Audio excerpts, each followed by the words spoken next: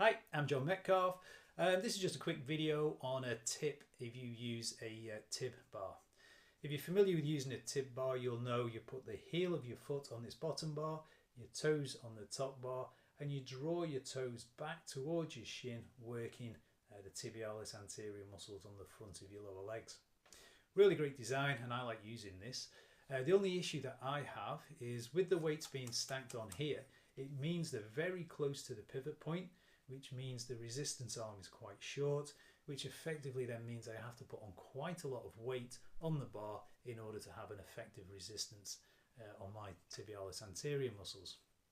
Now this isn't an issue if you train in a gym where there's lots of weight plates, but for me, I like to train at home. I've got a limited amount of weight plates, and I don't like to spend my time swapping plates around between exercises, as I like to move quite quickly between the exercises.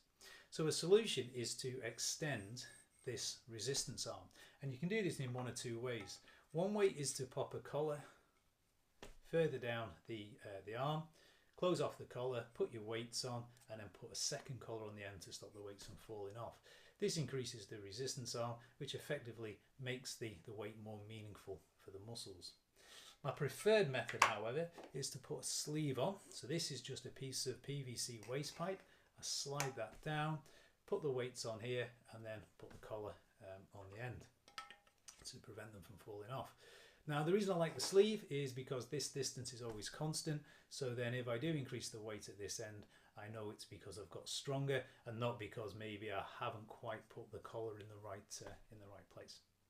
Okay, so there's a little top tip for using a Tib bar, especially if you, like me, you work out at home.